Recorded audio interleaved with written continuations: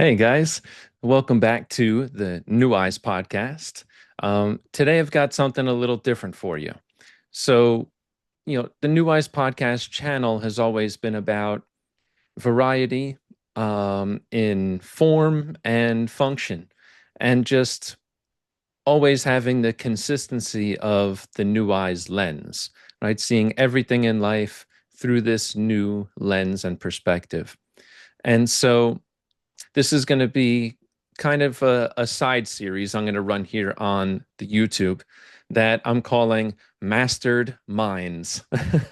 And now, if this doesn't get me called down to Clark County, Nevada for a stern talking to, I don't know what will. But, all jokes aside, to Peter Crone and team, I think all of you know how much genuine, deep, authentic love I have for everyone involved with Peter Crone, the mission, and the programs and memberships that Peter offers, and all of the extremely valuable roles that you play within the community that surrounds Peter Crone and this work and philosophy.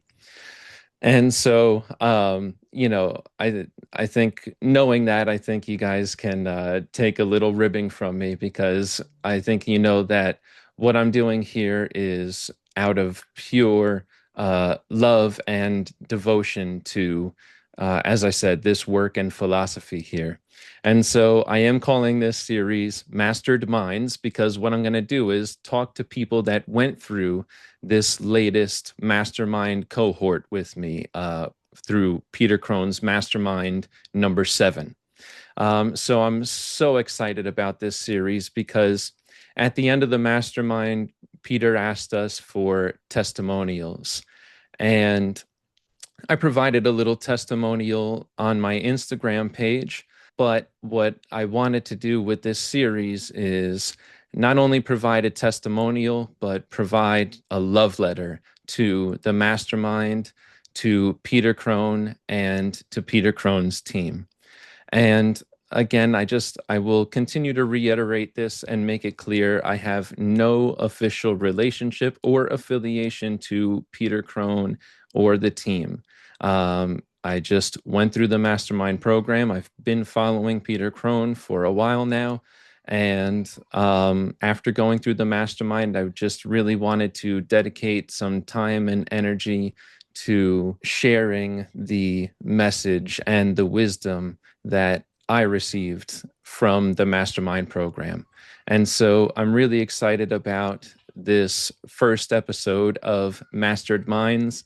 I have Lucy to talk to today. So I'm so excited to get her take on the mastermind and see where she's at now after going through this.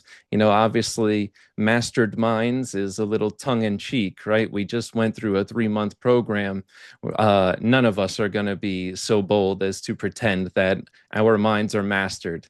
But, going through the Mastermind program from Peter Crone, we've certainly all taken a step closer. And so I'm really excited to hear people's takes on that from Lucy today and whoever else I can get to come on to this series in the future. I've already got some people that are willing to talk, so I'm so excited to just continue this little side series here of the Mastered Minds.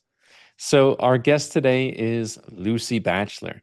Lucy had the privilege, nay, the honor of being coached by Peter Crone in the very first session of this mastermind cohort. So, very unique experience, and I'm sure it was very exciting for her. She had an incredible coaching session and follow-up session with Peter Crone in the first and second modules of the mastermind program. And so I'm really excited to get to talk to her about that today and really go in depth on that. Lucy's been very upfront about the fact that she's an open book on her coaching experience. So I'm so excited about the fact that we'll be able to really dive into that and some of the greater themes of the coaching and follow-up sessions. But I'd like to talk about Lucy for just a moment before I bring her on here. So Lucy herself is a coach. You can find her business, Kindled Minds, on Instagram and a website. On Instagram, you can find her at kindled minds underscore AU, and I'll pop that on the screen here. And you can find her website as well in her bio at her Instagram page, or of course, I will include it here in the video description. And so, if you're looking to spark change from the inside out with Lucy as your coach and facilitator, please go reach out to Lucy on Instagram or through her website. If you're looking for a coach that has the purest spirit and the purest heart and is clearly dedicated to their service to others, then look no further than Lucy. She is kind hearted, she is sweet, and she is committed to helping you get to the best version of yourself and getting to a level of freedom that you didn't know was possible before for yourself. And so please go ahead and check out Lucy on her Instagram and on her website. Even if you're not looking for one-on-one coaching just this second, you can still find some incredible tips and strategies on Lucy's page for, just how to deal with life in general. So with that, I'd love to go ahead and bring on Lucy Batchelor. All right. There we go. We're Hey, Lucy, in. how are you? I'm well. I love the background. Oh, thank you very much. This very official AI generated background. Looks so professional. Yeah, thank you very much. It was just a simple prompt or a couple prompts. I won't give the AI too much credit, make it sound like it did it right on the first try, but yeah, a couple prompts and a nice little background there. Otherwise, it's just my son's bedroom. So No one will ever know. yeah, well, they will now, but or at least the people that watch this. So, Lucy, I'm so excited for this right now.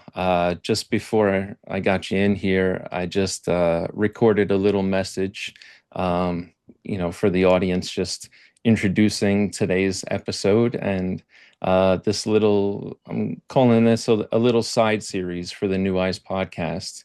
And I'm going to call this Mastered Minds. Or at least I'm going to do it until I get called down to Clark County, Nevada. So, I love it. yeah. So, I'm so excited to have you on today to start us off because, the whole point of this series is the next mastermind is starting, I believe, August 16th. So there's about 9 weeks till the next mastermind.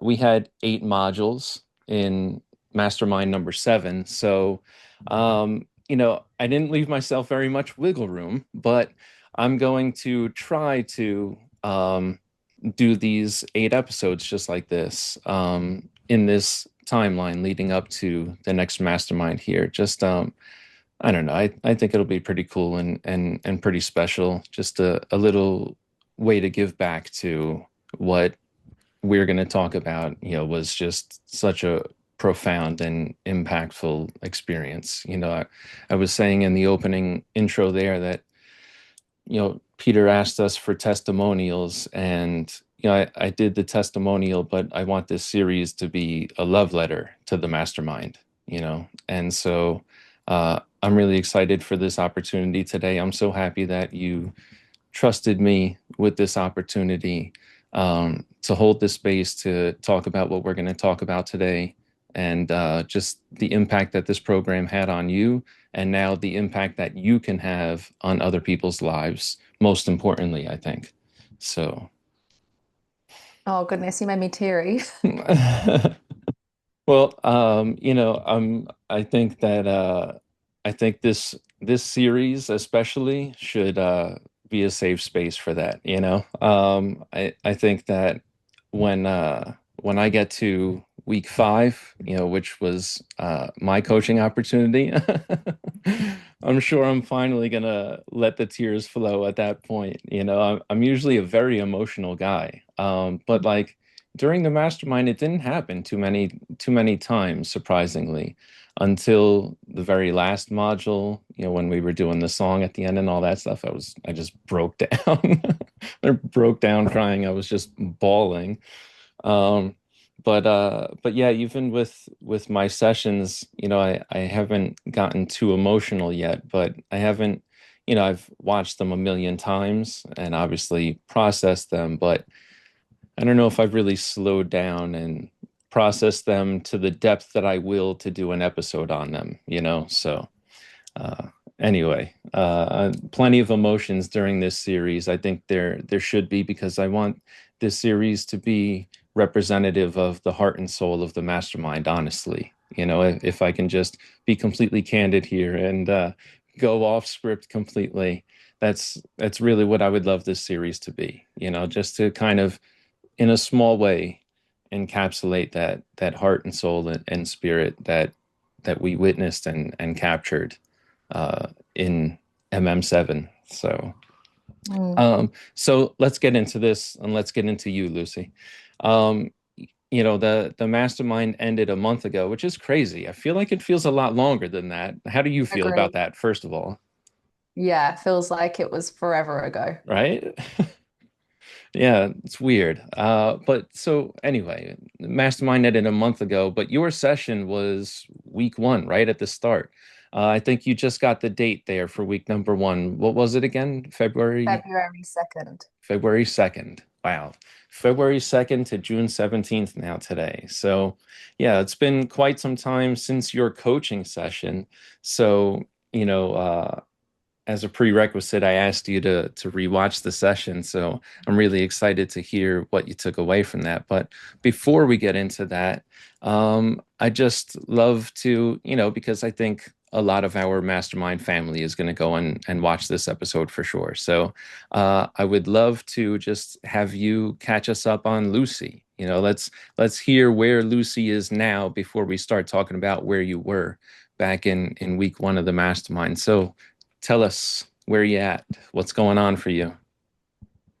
My life is like extraordinarily different in like the best kind of ways. So I feel, yeah, just first of all, feeling wise, I feel just incredibly grateful and joyous, which is a funny word. On reflection, often don't let myself feel joy to the extreme, and I am now feeling that. And what's led me here is I've got engaged, which is crazy.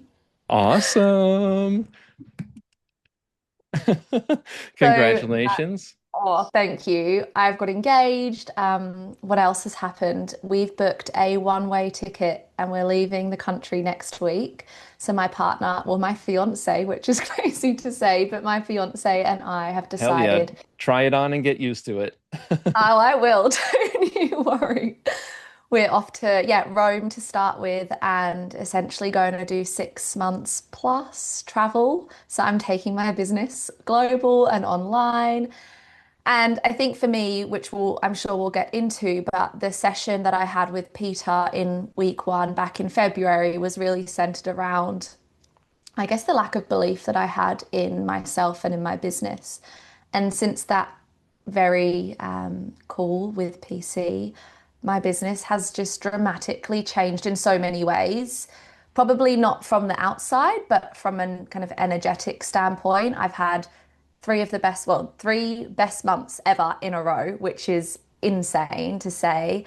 I've had just new opportunities come my way. I've shown up so differently with my clients, and I just have trust. And that's for me game changing. So, all around, I'm fully in the world of possibility, and that is insane to say.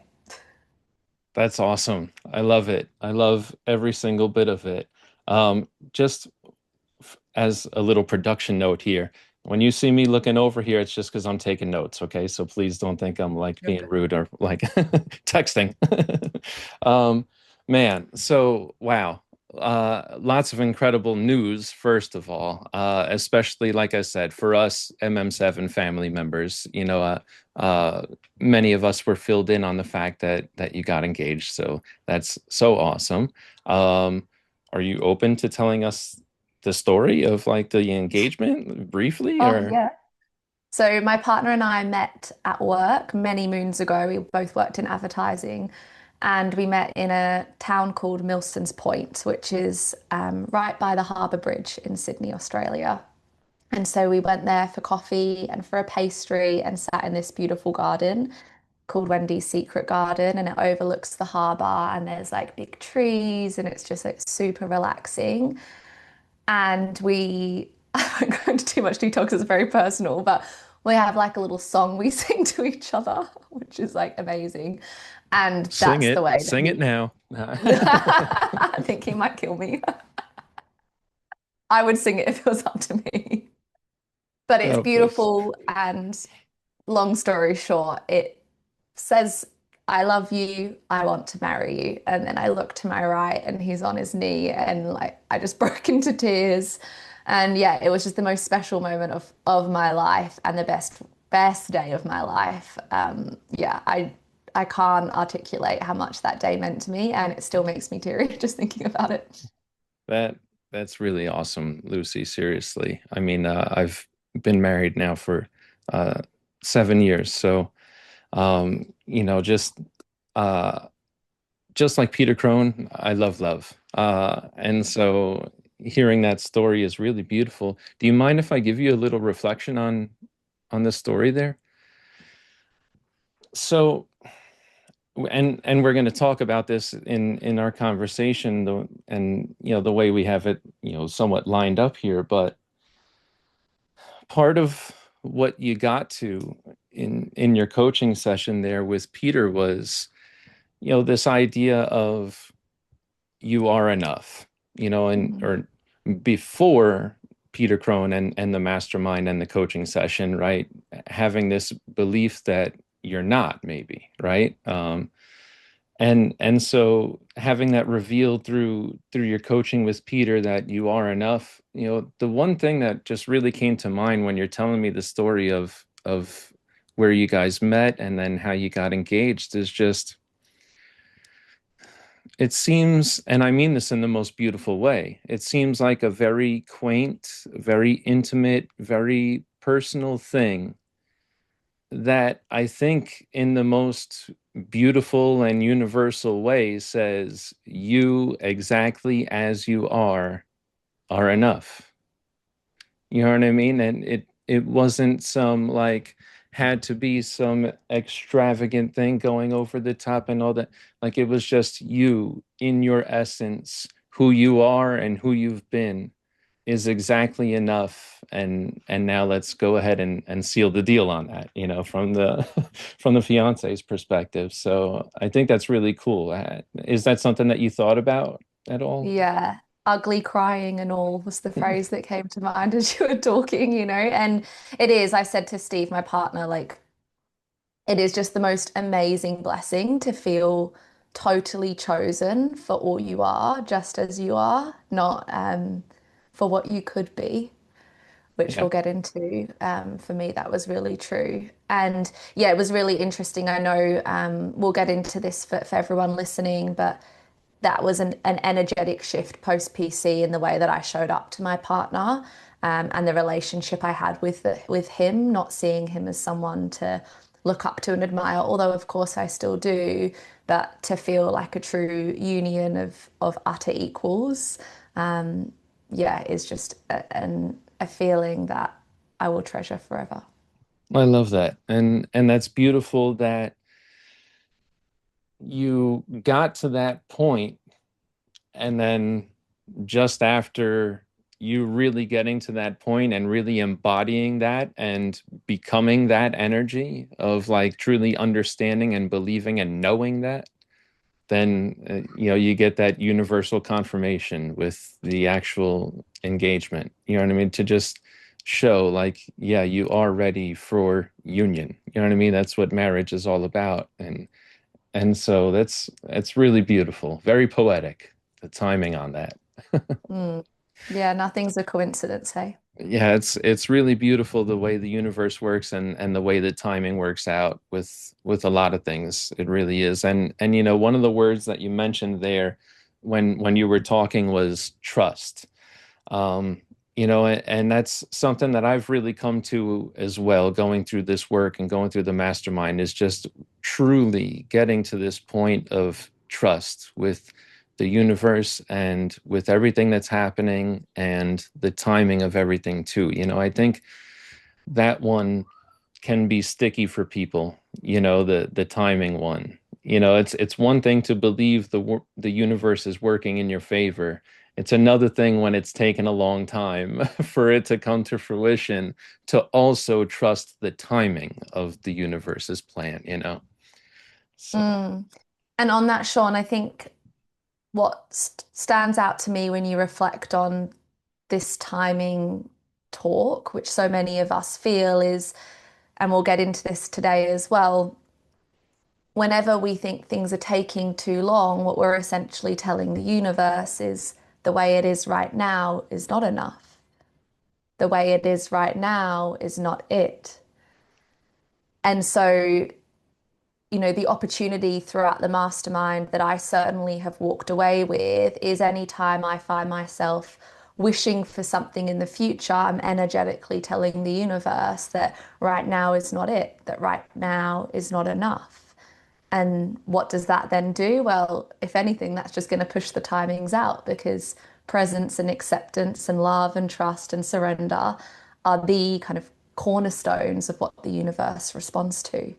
I love that. And you know what? While we're here, what the hell? Let me ask you this follow-up question there, because this is something that you've obviously thought about and reflected on. So maybe you can help people with this. Like when you get to that point, like um, what's what's your what's your process then? Like how do you balance the trust with also, like, I have certain goals as well, and I do have places that I want to be. You know what I mean? So not giving up on the fact that, where I am is completely okay. Um, how do you balance looking forward with aspirations while also, still being totally okay with where you are, and not having the aspirations be in resistance to where you are, and have it mean something negative about where you are. Beautiful question. If we were to bring this to PC's theory, the concept that stands out for me is PC talking about reactive wanting and creative wanting. And really, what that fundamentally comes down to is, what is the intent, the energetic intent of what it is that you're wanting or desiring or moving toward? Or another way of framing it is, are you moving towards something or moving away from something? I love that. That's like my favorite distinction of that whole concept. Yeah. And so, for those that aren't familiar with that concept, what that tells us is we can have goals and dreams. And the question you want to ask yourself is, am I wanting that in reaction to a circumstance? Versus, am I wanting that because it is inspiring me? And so the first step for all of us is checking, can I accept, can I love, can I choose what I have now? If not, well, that's where the work starts. And if yes, then how might we move toward the thing that inspires us? Because if we're moving against something, we're by virtue going to reinforce that. If I said to you, Sean, don't think of an apple, what are you going to think of? Yeah, An apple, absolutely. right? So that's where, for me, the work lies, is we love goals and we love dreams, but it's checking with ourselves, what's the intent? Is it because I'm wanting to resist, to avoid, to ignore, to suppress, to run away from? Or is it because I'm inspired and I'm excited? Yeah, I love that. And my favorite example for that, the whole idea of, are you wanting something because you want to create something better, or because you want to run away from, or get away from something negative? my favorite example for that, and like when I was 18, I was a personal trainer for several years. And so when I think about like exercise goals, this lines up perfectly with this whole concept. Are you changing your nutritional lifestyle and your exercise routines because you want to create vitality, because you want to just discover what the best version of your body is? Or is it because your doctor said you need to lower your blood pressure, or because you just don't feel right with 20 extra pounds, or this or that? You know what I mean? I think that really is a great example to really put it in perspective for people. What's the difference between reactive wanting and creative wanting, right? Creative wanting is just, I want to find out what's the best version of my body. And so I'm going to diet, I'm going to exercise, I'm going to this and that. Versus, oh, I need to lose weight, I'm ugly, I'm fat, I'm this, I'm that, and I hate myself, and all those things that we tell ourselves, usually, unfortunately, right? So Mm, I really love that concept. I think that's a really important concept for people to start considering in their lives. You know what I mean? Like, mm, this would be like our first call to action of the episode. Where in your life can you see yourself doing more reactive wanting instead of creative wanting, right? Where are mm, you wanting for things, or acting and doing things out of a reaction to a negative, sorry, out of a reaction to a negative thing, as opposed to trying to create something positive. So I love that you brought up that concept there, and that we were able to cover that for people, because I think that that concept is really huge. That's something people can apply right now and start, getting some relief from suffering, honestly.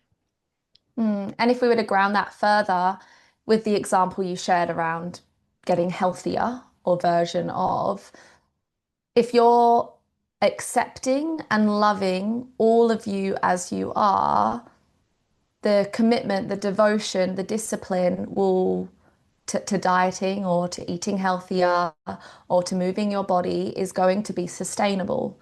Versus if you're in a state of resistance to yourself, dislike, hate, frustration, anger, shame, and you're reacting with exercise and diet to overcome those kind of limitations or suffering states, it's going to be an unsustainable yo-yo diet, right? Because you're perpetuating the shame spiral. So that just to further ground what you shared, I thought that would be a practical example. Yeah, absolutely. Absolutely. And so, I don't want to turn this into a health and wellness podcast, because I could keep going on that topic, but I don't want to keep going down that road, because honestly, I'm like, I had a follow up and I'm like, no, let's get back on track here. So, you know what? You mentioned about your coaching business, as you were talking there, and catching us up on yourself and what's progressed for you after the mastermind. And so you said that your coaching business is doing better than ever. You had three of your best months in a row. So what I wanted to ask you, and you kind of alluded to this, so I wanted to ask you, how has your coaching business evolved or changed since the mastermind, and how much of that is just a natural reflection of personal changes through the mastermind versus anything you've actually done on the business side of things? Mhm. Great question. I would say there are two fundamental shifts since the mastermind and since particularly my session with PC. The first being just how I relate to my business.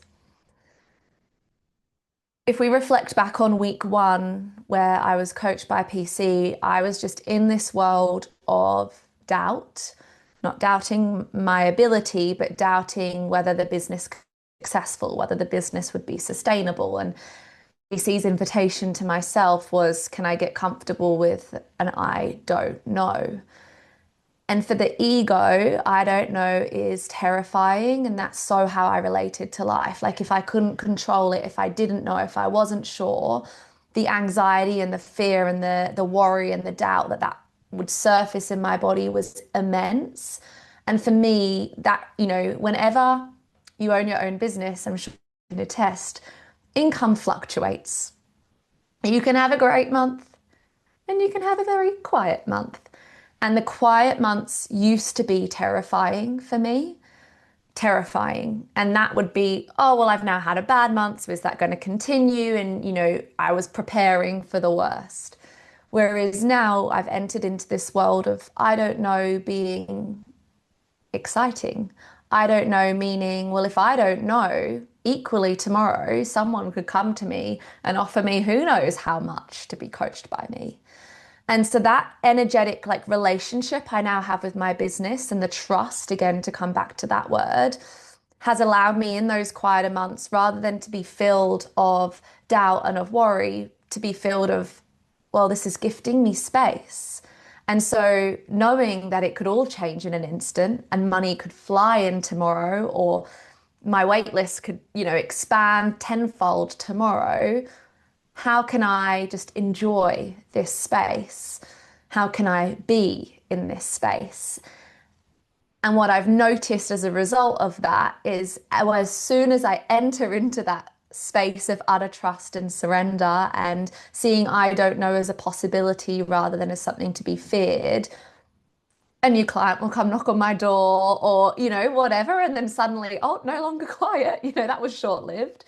So that would be my first kind of area that I've seen a significant shift.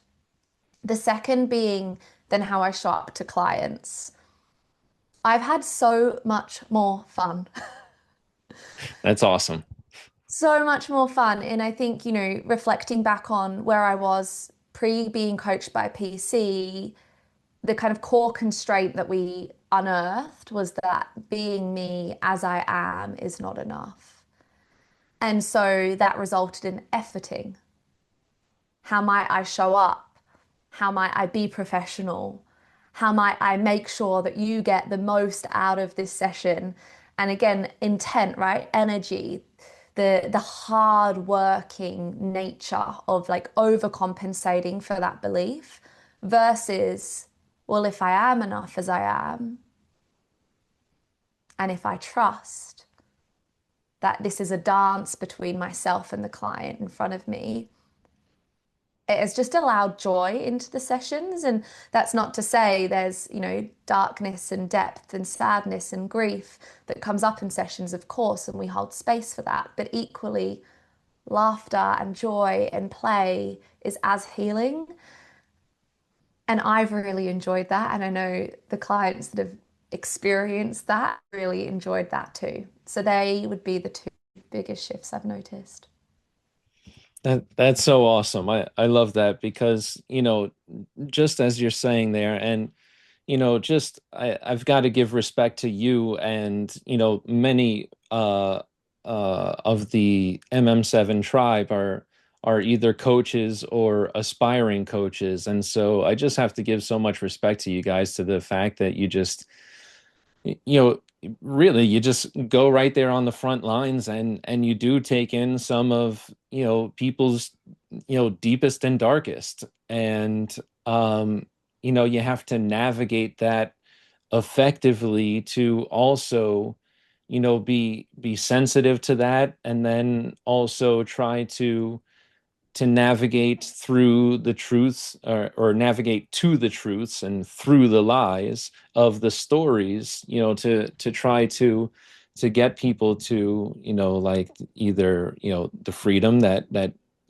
Peter Crone talks about, and is the main product of the Mastermind program, or whatever version of that, that is for you, and your specific program as a coach. But it's just to be on the front lines, taking people's deepest and darkest, and then to also find ways to insert joy and fun and laughter while you navigate those waters is really incredible and really commendable. So I just want to give you some respect for that, first of all, because I think that's really incredible. And so the fact that you've been seeing so much more success with your business in doing that, I think that's something that should really be applauded. And I hope that you've taken some time to just reflect on that for yourself and take pride in it. I think that too often in life we don't stop and take pride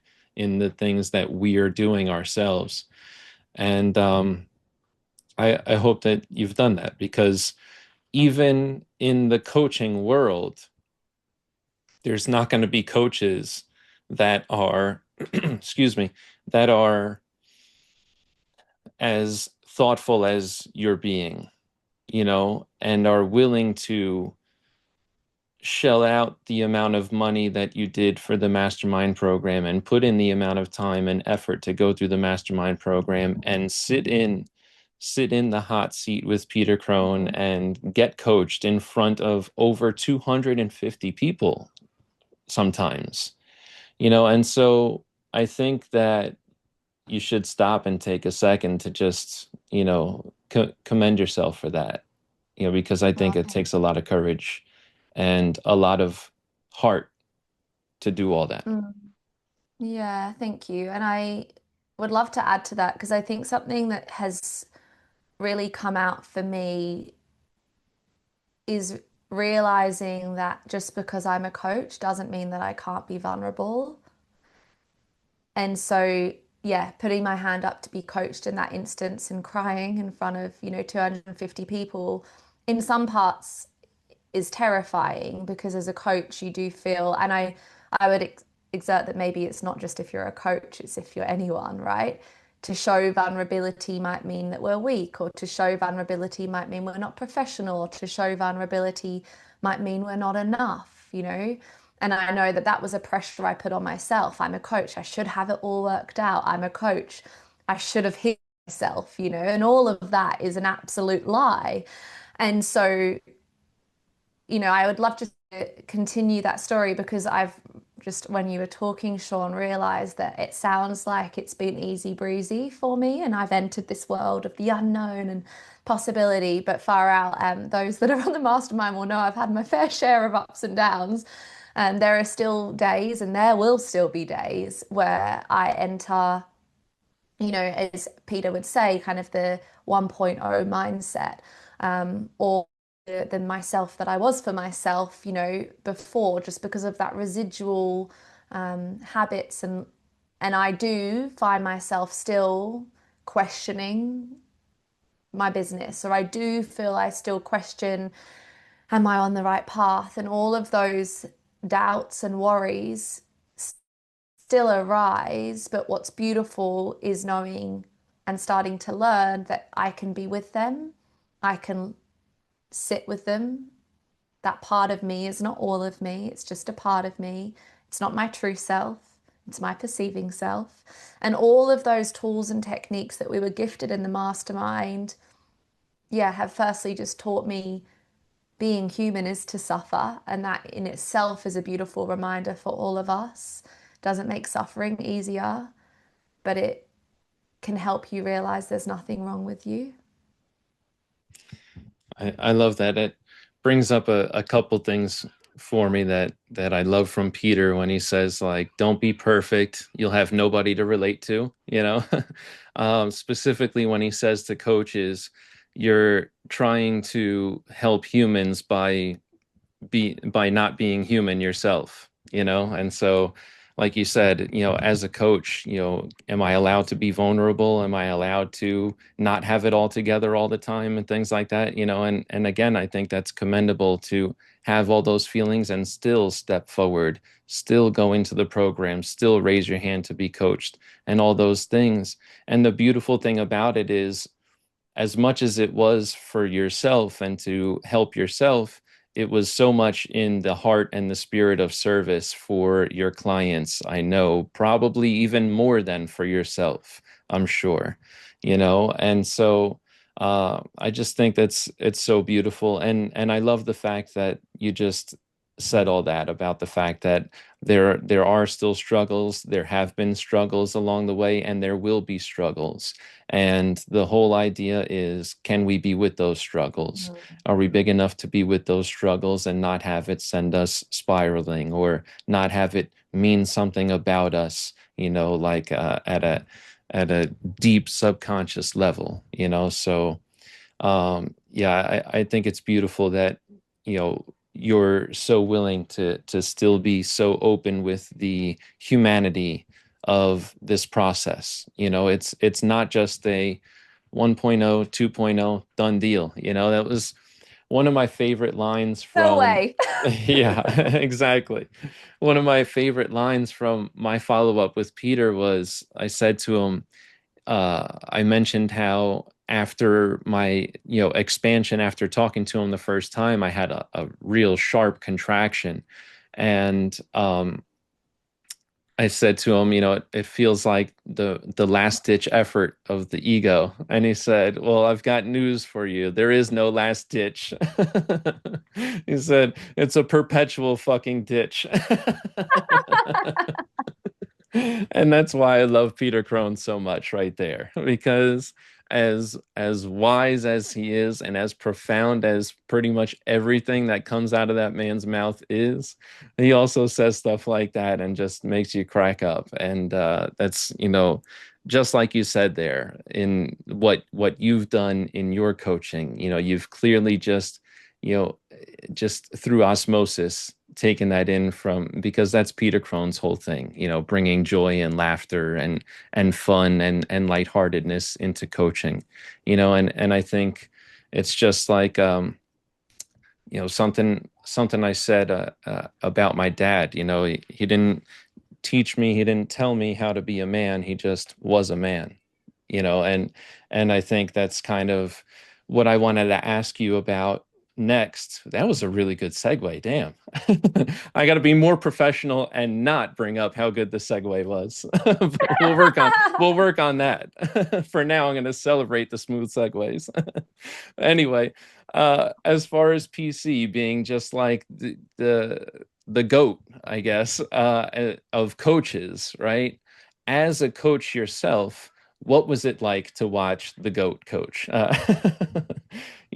Just what was that experience like? Because for me, I had an experience watching Peter Crone do all this coaching. Obviously I have a perspective on it, but for you as a coach, and obviously, like I said, others in the program, I would really love to hear how it was for you watching him do coaching. You know what I mean? It's like a painter watching Van Gogh do painting or something. So please tell me about yeah. that. I would love to hear your perspective on that. Mm. I remember still the first time I ever saw Peter Crone coach, and that was in the Mastermind little taster, pre-Mastermind, where he coached Mo. I don't know if you're familiar, Nice. Sean. Yeah, awesome. That Mo talk, man, I got to get Mo on here. I got to figure out how to do that. You But should. that Mo talk was huge for me personally. Father of three kids, and just where I was before the mastermind, it was just I felt like I was watching myself get coached by Peter Crone, Mm. and so after that talk, I was like, this is it. I have to be in this mastermind, not the next mastermind, not three masterminds from now. I need to be in this one right now. So sorry, Yeah, please continue. you're good. I felt the exact same. So the way that Peter Crone coaches is much presence, and that is the gift, presence. Absolutely. So often, and even I'll catch myself in this conversation, right, where we're already thinking about what we're going to say when the other person is talking. Yet that is not his way. His way is presence. He trusts that he won't forget what the thought is. He trusts that he'll deliver the message as it needs. He trusts that he's taking in and it land as it needs. And that for me, when I watched Mo, the presence I felt just observing that coaching session brought me to tears. So presence being the thing, the gift, and that's been a really big lesson for me. And I always have a notebook and I always write notes. And that's been a shift I've observed in myself. I take far less notes now in a coaching session than I've ever done before, which comes to trust. And also comes to realizing that in order for me to serve the person in front of me, presence is the greatest gift I can give them. And then the second thing that I love about Peter is his attention to language. It is impeccable.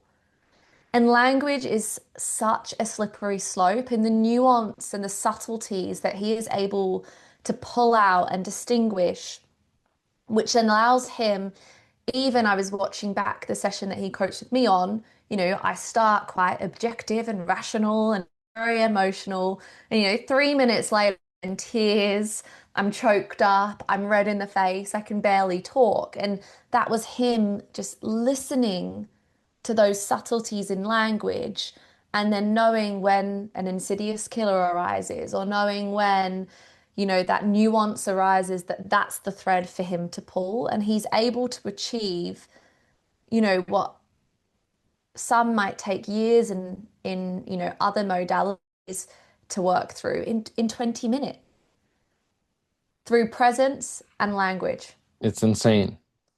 It really is, and so to bring the non-coach perspective into it, it's just absolutely insane to watch. It's just, but you hit it right on the head, and that was something that I said to him in my initial coaching session with him. I just said, what you are is the embodiment of presence, and the dropping of resistance to life and circumstances. But the that presence, it's just like this radical presence, just effortless. There is nowhere else presence, and it's his presence is an absolute superpower. And it's so hard to explain that without obviously, either you knowing and watching Peter Crone, but I don't even know if watching does it. um, Watching some of the live sessions that they share on YouTube where you can see like the full coaching session, you definitely get a taste of it. But being inside the mastermind container is just such a totally different experience, I think, from someone that's consumed everything that's on YouTube, whether it's podcasts or the live events and stuff like that. Being in the mastermind container, watching real people talk to Peter and watching him do what he does on such a consistent basis is just really insane. I know he's called the mind architect, but I always call him like a surgeon, because the way he is able to just so precisely every time, like, boop, that's the one, and just, and you don't even say it most of the time, but he hears it. And that's just really incredible to watch and to witness happen. Mm. And the observation he has on body language as well. He's got a sense of attunement to just the subtleties again of the shallow breath or the deep breath or the contraction or the expansion, and the way that I really beautifully loved actually watching back the session he did with me, that he was able to pick up on my first exhale, and bringing the attention allows that to really ground in your body, because often we're stuck in our heads and we're not in the body, but the body is what talks to us, the body is what speaks for us. And yeah, his just ability to recenter, like listen to your body's breathing. So even though again that ego mind is saying like, no, no, what he's saying is a lie, it's not true, I am not enough, but your body is saying otherwise. Your body is like, oh, like, can I be enough? What if I am enough? How might that feel? And the exhale and the lightness that comes, and him bringing your attention to that allows you to sink into that even further. Yeah, it's really beautiful the way he has an eye for that, and again, it's just total, full, 100% presence, to be present to the language, to be present to what's under the language, to be present to the body language. It's just it's, really incredible to witness. And I don't know how he does it. it's, really incredible. I would love to be able to have half the level of presence he does in those sessions, and he goes so long in those sessions too. It's really incredible. You got something. Yeah, and let's dive into this. So you said I would love to have half the presence he does, but you do. Yes, Presence is. that is good. You got me. Oh, Presence damn it, Lucy, is. you got me. Yeah, And, when I reflect on when we're not present, it's when we're in here, it's when the perceiving self is dominating. But conscious self, true self, essence of Sean is presence. Presence doesn't go anywhere. absolutely. Absolutely. You nailed it. Yeah, that's the other thing that you mentioned there in what it's like watching PC do the coaching. That's the specificity of language. So I love that you just did that there, because the specificity of language is really what drew me to Peter as well. Just from when I first started watching him on YouTube and Instagram and stuff, it was just like, I've always had this love for language, always been very specific with my language. Apparently not today, but but so him being so specific, the way that he used language, the way that he's so clever with language sometimes, and then the way that he can be so simple with language too, is just one of my favorite things about him. And so, what you just said there is just so perfect and so poignant, because that's exactly part of the process, is recognizing when we're allowing programming to speak instead of, the conscious self who knows in limitless, boundless potential, and so right there I'm allowing the perceiving self and the programming to speak and say that I don't have presence and things like that. Mm. But that's not really the truth. It's just, there are going to be moments in life where presence is revealed more fully for me, and then there's going to be moments in life where maybe I'm not as present. But I think the beauty of Peter Crone's work for me was really finding presence in my life with the whole dissolving of the illusion of time, but that's a whole concept again that again we could really go down a rabbit hole, and I don't want to do that because I want to really stay specific to module one, and I want to stay specific to your experience too. But um yeah, presence and language is the two things for me as well that are huge with Peter Crone. Just watching his presence at work is just really incredible, and then the language, and not only his own language but recognizing your language, and then you'll watch people fight for their language, and he's like, well, so that's definitely a very cool experience to watch when you're seeing Peter Crone do his teaching there. So I do want to get into your actual coaching sessions, but just very quickly before we do that, I just want to ask you, how and when did you find Peter? Um, what drew you to actually consider and sign up for the Mastermind program? And how would you describe what the Mastermind did for you, like in your simplest terms? Beautiful. I found Peter on Instagram on my explore feed, never heard of him before, probably in January, so a month before the mastermind. Oh, wow. And Very new loved to it. That's his cool. So, very new so you found him in January and you signed up for the mastermind in February. in Okay, I January I really want signed to up. hear about that January then. I signed up in the same month. Wow. All right, Module one was February 2nd. I really want to hear about that then, because for me, I had been watching Peter Crone for probably a year and a half at that point. So the fact that you found him that month and signed up that month, I really want to hear about what made you just fully on go for it like that. So I don't even remember what video I watched of his, but it was a video of him coaching someone and I loved it. I just remember being like, oh, finally. Like that's how I felt like finally a teacher that I am resonating with in almost like a re-remembering. Like, ah, yes, even though it was 100%. new, it was new content, but it felt familiar yet profound and nuanced. And then I pressed follow, and I don't know, like a couple days later, Instagram story, come join my free mastermind talk. So I signed up to that, and then I watched it, and I just remember being like, it's a full body yes. Yeah, And I signed up there and then didn't even think about it. absolutely. And that was the end of it. Like for me, it was just so. There's like certain, I'm also a really big fan of John DeMartini. So there are just certain teachers where it's been there's no question. It's Yeah. been just a yes. And Peter was a full body yes from get-go. And I think for me, what I just love about his work is he weaves in like the like philosophy with spiritual teachings, with, a little bit of science, with theory, with practice. So he's A little got bit this of beautiful sarcasm. little bit of sarcasm, a little bit of silliness, right? And it's this beautiful blend of all.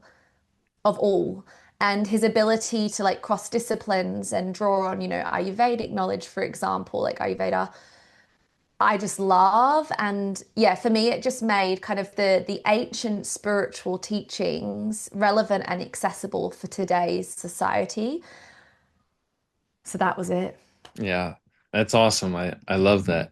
Yeah, I just I felt the same way. It was very much when I found Peter Crone, it was like this is it. Like this is the guy that like for me at the time my first thought was this is the guy that's going to fix me.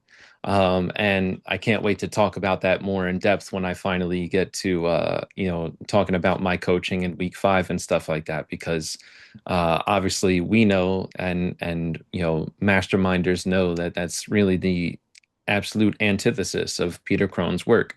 First of all, number one, you don't need to be fixed. Number two, the fix isn't outside of you, And also, so there's nothing to be fixed, right? yeah, exactly. You don't need to be fixed, and the fix is not outside of you.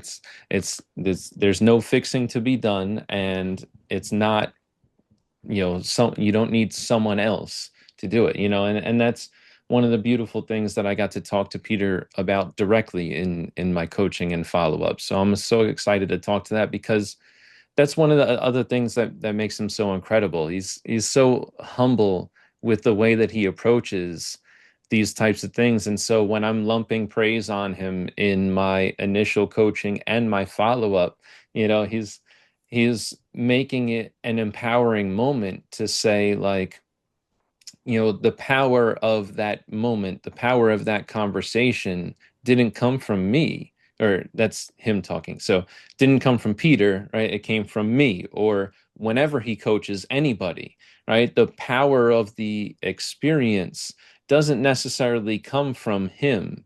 He reveals the power that is there already, and that's the beautiful thing about this work and Peter's philosophy. It's all inside of you, and all we have to do is reveal it, and that's really a beautiful thing. So, yeah, absolutely. I felt the same way with Peter, just like this is it, this is the guy, so yeah, just he just struck so many chords with me. And then even when we got into the mastermind to talk a little bit about module 1 real quick before we move into your coaching session here.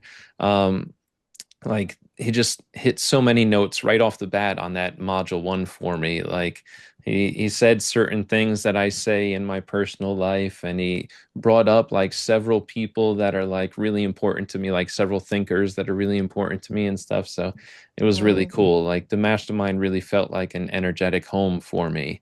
And Peter curates that so beautifully and so incredibly, So I do want to get into your actual coaching sessions here and your follow-up sessions, because I'm really excited that when we were chatting about doing this episode, you were just saying that you're an open book about your experience and your coaching session and all that stuff. And I do think there's like some really powerful moments in your coaching and your follow-up that I'd really love to highlight in our breakdown here of what you guys talked about. So I first just want to thank you so much for being so open, and I do just want to say that, like, honestly, um, you know, I think that the beauty of the mastermind is that when we watch someone get coached, we all take something away from it.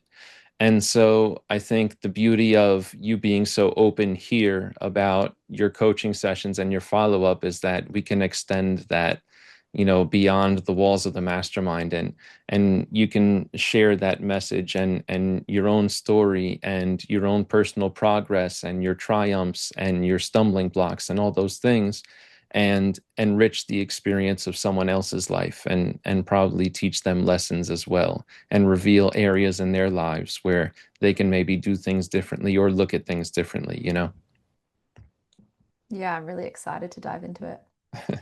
Awesome. So, um, I want to get to your original coaching session here. And like I said, I asked you to watch it before the episode, and I asked you to just, if you wanted to write anything down or take a voice note or whatever, just any reflections on watching yourself back in module number one. I do want to ask you very quickly before, because this is a unique experience. This was module number one, and you got called right up. You weren't the first coaching of the session, but just week one, you got called on. So, what was that experience like? So like being in that lobby with all the people that are Mm. there, seeing the amount of hands that are up of people that want to get coached by Peter, and then just like boom, week one, you get called up. What was that experience like? What was your immediate feeling when you heard your name get called? Oh, great question. I was just like, yes, that was how I felt. I didn't feel it was really interesting. So my first ever coach also was on the mastermind, and I had his face on like the little gallery when I got called so that I had like a support system to just make myself, rather than like talking to 250 strangers, I had Giorgio like right there, and I That's felt awesome. like, That's oh, I really can cool. breathe. That's cool. Um, so there, that was for me. I didn't really know what I was going to talk about, but I thought I'll just put my hand up till I get picked, and I will get picked. And I just had belief that I would get picked. And the fact that I did that day, yeah, I just felt really grateful as well that it was like a time to just sit in his presence and see what came up. And I think that's something that I would love to gift everyone on this call listening or on this podcast listening is I didn't necessarily go in knowing exactly what it was I wanted to talk about. And so many of us wait for something bad to happen in our life to reach out to a support network, whether that's a mentor or a therapist or a coach. And I always find for myself the sessions that I can go in open. And sure, I came in with something that was present in my life, but I was willing to let the conversation go where it needed to go. That is where profound shifts happen because our ego loves to stick onto the thing. But what we'll cover in, the reflection of the session is it started with business specific, but in fact, it was so much deeper than that. And that is always the case. The thing that presents is not the thing where the work is. And, Yeah. Peter will always say, people and circumstances reveal where you are not yet free. And for me, the situation with the business at that time, doubting if I could make a living off it, doubting if I could make it successful. That was the event, the little nudge that I needed to really go within and see, well, what am I actually making this mean about myself? And that's where the work was. Yeah, absolutely. Everything is a mirror. Every person and everything and every event is a mirror, and so if as we'll discuss as we get into your session there, it's and as you just alluded to there, if you feel deep down at a subconscious level that you're not enough, then you're going to see reflections of that in your life. So I'm really excited to get into that. So when you watched back module one, Mm. how did you feel? Mm. It's been interesting. I watched back module one probably in week two, like two or three times, and then I didn't touch it again. So what we're talking, I haven't seen it since March, and we're now in mid-June. I love And that. watching it I can't wait back to hear this the reflection. this morning, wow. Um, the first thing that really came up for me, and I apologize if I get teary, but I may, was realizing, you can so often present yourself in a way where everything looks perfect and everything looks great and everything looks good. And I would assert that that's what people's perception would have been of me, that like Lucy was happy and Lucy was loving life and Lucy was, insert whatever. And to witness myself just unravel in front of you all and to realize that, like, deep down, I fundamentally didn't feel good enough. And Peter said this phrase, which I have written down: you're not who you're meant to be yet. And like that expression was the best articulation of how I felt, I'd say, for most of my life. Like, and what was really interesting is I'd never connected the dots as to why that was the case. And so my like not enoughness, or this perception that, just as I am is not enough, just being is not enough, didn't come from anything traumatic, which I'm super fortunate to say, but instead came from a lot of love.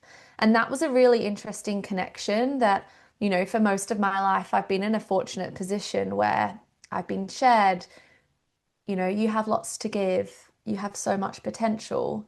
Yet, what that always signaled deep down to me is I'm not enough as I am. And then the pressure that that created for myself of I must need to do more. I'm not where I should be yet. There's more I need to give. Like the amount of pressure that put on myself was just really sad to witness. And it was just really interesting watching that back, then all the ways that I've then seen that manifest in my life, from, my relationships to just the way that I relate to others, to the way that I relate to myself, to the way that I relate to business, to the way that I relate to, successful clients. Like all of that was a reinforcement. Of course, I didn't know this at the time, of that underlying belief. So, yeah, sadness was the first kind of feeling that I had just watching myself back. And then just gratitude for like, wow, like, thank goodness you broke through that. And again, as I say, it's an ever ongoing journey, but I definitely feel a shift in just there's nowhere I need to be. And that's pretty profound. I love that. And I really wanted to get into this part of it specifically because I think there's a lot of power in this, Lucy, because, you know, I feel like in this space, right? Self-help, development, mental health, spirituality, this whole world. I think there's a lot of people who are unhappy with life and with themselves, but they don't have this whole traumatic backstory. Like they don't have their badge of trauma. Um, and and so I think sometimes it can make people feel like unworthy to Mm, speak up in these spaces, and um, make them fearful even sometimes of feeling like they're going to make others feel some type of way by sharing because they don't have the necessary credentials to share in a space like this. So I think it's really mm, powerful to just be like, hey, uh, my constraint did not come from some deep-rooted negative trauma. my constraint actually came from people like trying to be loving and just Mm, not realizing how their words were being metabolized by a young mind. You know what I mean? mm. And how you And were then you internalizing those things. Sorry, go. Yeah, and I think the nuance there is it's with everything, it's nothing to do with what they were saying or what they were doing, as you beautifully said, it's your interpretation of it, your perspective of it. Yep. And so, people are always doing the best with what they can. They're always trying to come from love, yet, pending, yeah, your kind of constraint that, in Peter's world, you've chosen to switch on, um, and break free from, that is, yeah, just so accurate in the way that I've felt so much of my life. And even it was a big barrier to me stepping into the coaching world because I felt like I've gone through challenges and hardships, of course, but I haven't gone through, the deepest of traumas that others have experienced. And I did feel then inadequate, which just reinforces the not enoughness, Yeah. right? It's so insidious. And the other thing that I would love to like add to that is the entire self-help industry is born off reaching your potential. Yeah. And what does that imply, Sean? Yep. That as we Absolutely. are isn't enough. And that's the dangerous part of the industry that we operate in. And again, that's what I love about PC's work in that we're not solving problems, we're in the dissolution of problems. Yeah. That's beautiful. And that's so beautifully said right there, Lucy. Just, it's it's funny because you don't realize just how language or the impact that language can have, and sometimes you just don't realize how important the reception of the message is, as compared to your intention in sending it. Because someone can say to you, you've got so much potential, you're going to be so great, Lucy, you're going to do amazing things, blah, blah, blah, blah, blah. And they're trying to be loving, they're trying to be encouraging, but to you, you're just metabolizing it as, well, this just means that I'm not enough, this just means that I'm not good enough, I'm not reaching whatever potential they see in me and all those things. So what does that mean about me now, and all those things. And so I don't want to take that away from you. Obviously, I want to get you to talk about that. So you mentioned those things that growing up, people would make those types of comments about you having so much potential and how great you could be and all those things. And so I wanted you to talk about, just um, what was that experience like? First of all, like, was there a time where that switched, like your reception of those comments switched? Like, was there a time where you took that as like, oh, this is really nice of them to say this, and then there was a time where it turned into like, okay, well, now this just like makes me feel like crap, or how Great did that work question. for you? Never a time until PC's coaching had I ever connected that. And Wow, so that in itself shows the power of the work. And we'll use a quote by Carl Jung here: until you make the unconscious conscious, it'll direct your life and you'll call it fate. one of my And that was favorites. the biggest blind spot for me. Yeah, I'd never connected it ever. And what was so interesting is I used to beat myself up about how, like, you've only been given love and support and opportunity. So why are you feeling this way? Why are you not feeling enough? And again, that reinforces, right? And this is how slippery and how dangerous the ego is.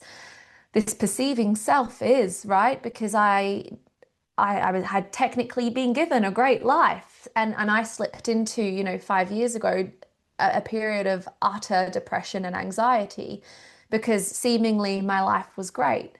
And yet I was disconnected and numb and unhappy and unfulfilled and lost. And I was confused, like, why? If my life is technically on paper good, I don't deserve to feel this way, which of course then compounds the suffering, compounds the pain. I am And too so familiar with what you're saying right now. I'm sure we can all resonate, right? we shouldn't be upset. So then we're upset about being upset. And it's Mhm. just this awful, cycle we put ourselves in. And so far out, the relief actually just in connecting that dot was profound. And that is the power of coaching. And that is the power of, a good coach and the power of the work that PC teaches is making those connections that you never once connected. And that's why it's called a blind spot. And so just bringing that to my awareness in and of itself was what was the catalyst to change. Yeah, that was huge for me too because that's very much my story. I don't have this, very traumatic background. Um, it's just I received mostly love and affection and support on anything and everything that I wanted to do in life. I just could never really figure it out for myself. And then I just got to this point where like I always, and this was one of the beautiful things that you said that like I just resonated so much with your story. But when you said like, I it's not that I'm not confident in my skills, it's just can I create what I want to create, and that was the thing for me. Like I always knew like I had ability. I always knew I was, relatively, intelligent and stuff like that, but I just um, could never figure things out for myself. And then it just became this slippery slope and feedback loop, like you said, of just making me feel worse and worse and worse about myself. And same thing back in 2018, I slipped into this, very intense, depressive episode.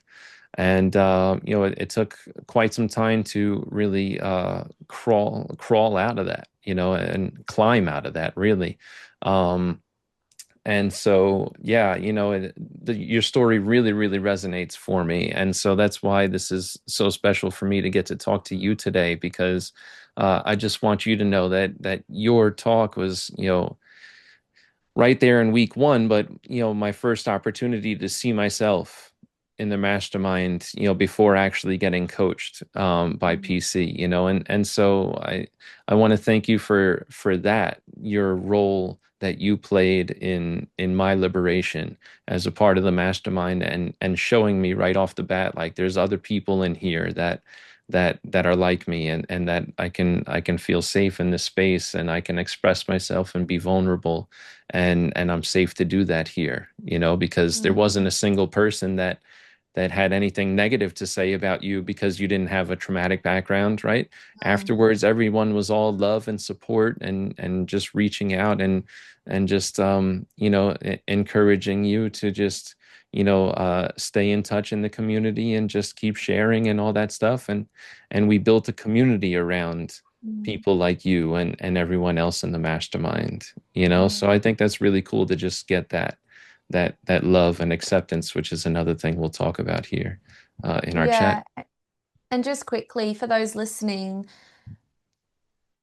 a lesson here is that you are not alone. Like we are not alone. And so often, we can get into this world where we have the illusion of separation. And as PC would say, separation is equivalent to suffering.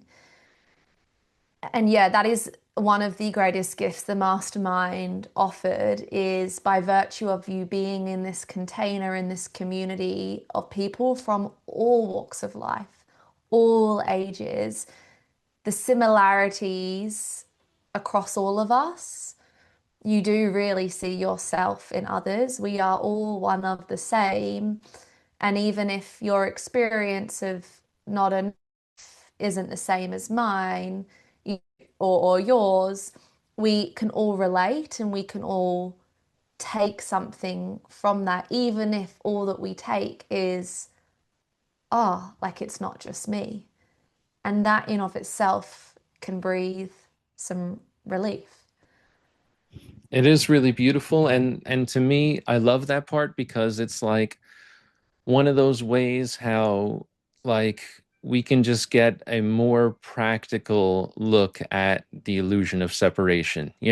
Like for some people it's hard to do the whole spiritual illusion of separation thing, but to just be like, well, can you think about it as an abstract concept and see the illusion of separation when you realize that you and everyone in this container has had some version of your experience. You know what I mean? Like has had some version of your emotion, and it looks different on the surface, but it's the same thing, and it's the same constraints. It's the same subconscious beliefs and stories, but the triggering event might have been different, you know? And so that's a beautiful, just practical way to look at the illusion of separation. And I really love that. And that's really the beauty of the container there, and just people being so willing to be open and vulnerable and share the way that they do in that space, you know?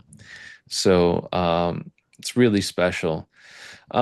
So I wanted to ask you as well about, because at the beginning of the session there, and you alluded to this earlier in our talk, so I want to bring this back. You talked about I don't know, right? And Mm, for those people that know Peter Crone, you know, I don't know is a big phrase there in the Peter in the Croneverse.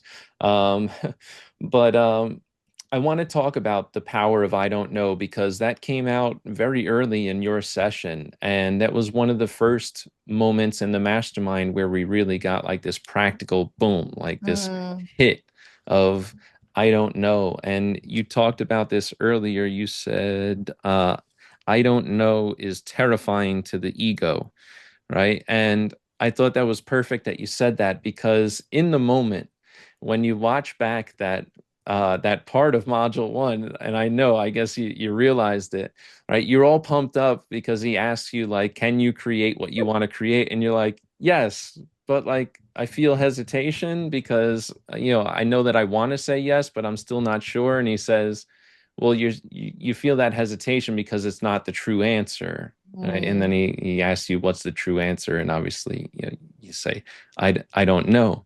And and when you say I don't know, it's like this boom, like this somber, mm, like almost seemed kind of crushing in the mm, moment, you know. That's how it looked, at least. I don't, mm. can you tell me if it felt that way for you at the time, and does it relate to what you said here? I don't know is terrifying to the ego. Oh, 100%. Yeah. Back then, admitting, and that's what it felt like, an admission that I don't know if I will be successful. I don't know if my business will succeed was crushing and terrifying because of what that then meant about me in my eyes then, right? And that's where the work is realizing that I'd made an I don't know statement a reflection of inadequacy, a reflection of not enough, a reflection of failure, a A beautiful way to reflection. put it. Yeah, and that at that time was, yeah, like almost like it felt destroying, like, oh, like after all of this, I still don't know. Like, how defeating. But, that's where the magic is. And far out, that's been the biggest takeaway, I think, from for me, from my coaching experience of no, no, I don't know is powerful. Because Sean, do you know what the next 10 minutes is going to look like? I don't know. Do you know if you'll even wake up tomorrow? I don't. And so rather than that being scary, and this is taught in so many of the spiritual texts, like control is an illusion, right? And we don't have the ability to predict the future because the future isn't there. All we know is what's right in front of us here and now is presence. And so when we can start to, rather than seeing this space of the unknown as something to be feared, instead, can we see it as something to explore, something to be excited about? Because equally, worst case scenario is as possible as best case scenario. And the addition that I've taken from Peter's work is our imagination is limited. The unknown is unlimited. And so we can step into this world of trusting the unknown because in fact the unknown is all there is. Like what could be real, what could be possible is far beyond your imagination in the best way. And so the different relationship I have now with I don't know is categorically insane. Like insane and incomprehensible because I now tell myself, and there's still times where I'm like, "Oh, I don't know, like, for example, to be transparent, this month I had no idea what I was going to earn. I like all my work was wrapping up, all my clients were wrapping up, and that would have terrified me. And instead, I'm like, I wonder what's in store. Like, come Love on it. then, universe, surprise me. And when you're walking around life with that relationship of like, well, I don't know, so like, have at it. I don't know. So, can I swear on this? Uh, please. Let's fuck around and find out, which is, PC's saying. Hell yeah.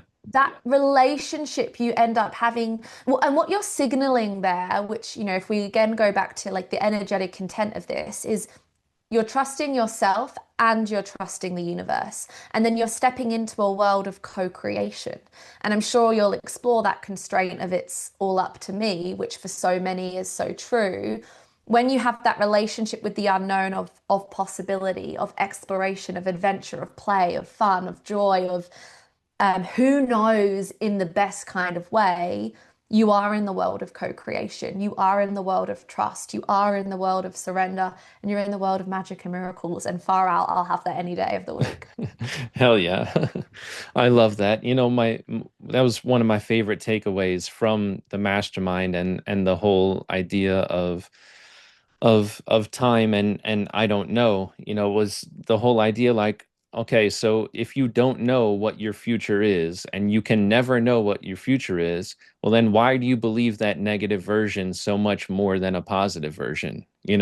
Like why do you believe in a negative future for yourself so much more than a positive future? And that again, that brings in more of Peter's work with, obviously that's based on our subconscious programming and our past stories and our history, and all that stuff. But I really, really love that idea, just the idea of possibility, seeing the unknown as possibility instead of some negative probability. Mm, I started really getting to this point with, this whole thing with doing, this podcast and my different videos and stuff, and just realizing that in the creative space there is no scarcity, and so I can mhm. just do what I want to do, and if one video doesn't work out, it's okay because I'm just going to keep creating because there's no scarcity and And I don't Sean, have to worry about.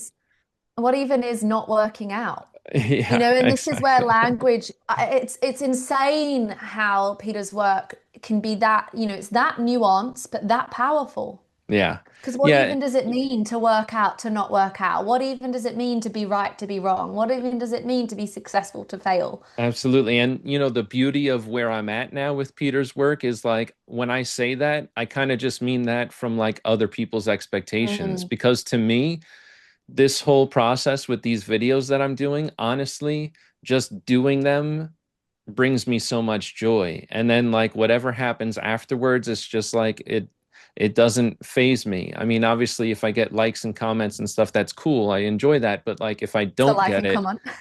yeah, exactly. But if I don't do that, if I don't receive that, it doesn't break me because I had so Mm, much fun doing the thing, so mm, it's really beautiful mm, to be at that point now. mm. So like to your point with the specificity of language, when I say doesn't work out, I don't even mean like, what I mean it by like what other people mean by doesn't Mm, work out, because to me, it already worked out. I did the thing and I posted it, and I would have never done that as Sean 1.0. You know what I mean? So I yes. already got my victory. The likes and the comments are the icing on top, you know? I love that. And I love where this is taking us if we circle back to the constraint of I'm not enough as I am, because when you step into a world of I am enough as I am enough.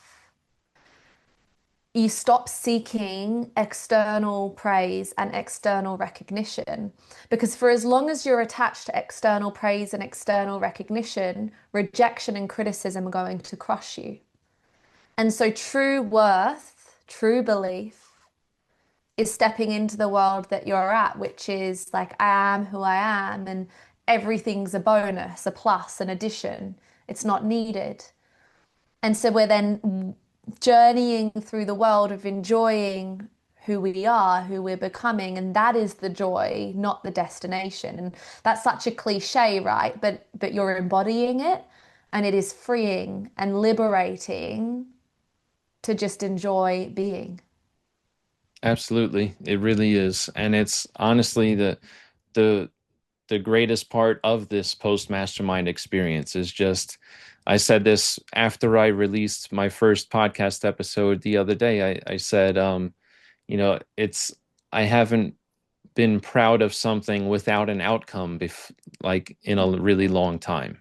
I'm just proud of doing the thing, and the outcome has nothing to do with my level of pride in what I just did. And that's a beautiful place to be at. And I think it's a place that um, I think people should consider spending more time in, you know. Mm, mm. Yeah, and I So think a phrase that I said on PC's coaching was, I want to get to a place where just being is enough. And I mean, even if you hear that statement, like that's pretty heartbreaking, pretty absolutely. heartbreaking. And yet when you are there, when there is no doing needing to be done, no thinking, no work needed to be done, no action that's needed to be taken, and instead you can, sit in this state of being, and being doesn't need to be passive, which I'm sure we'll get into, but being just being, we're human beings, not human doings. Being is enough. Like it's so freeing. And then you're interacting and engaging and exploring with life from a place of curiosity. And I always think back to like babies. Babies are born and we inherently understand they're magical, they're miraculous as they are. They're not doing anything, if anything, they're causing chaos. But we inherently see them as precious. And then, as they grow, they're engaging with life with childlike curiosity, with utter awe and amazement for whatever is in front of them. Yet at some point along that journey, we learn that who we are is not enough. But that's an accumulation of a lie. And so knowing that, hang on, if we, this is for all of us, everyone listening, everyone watching.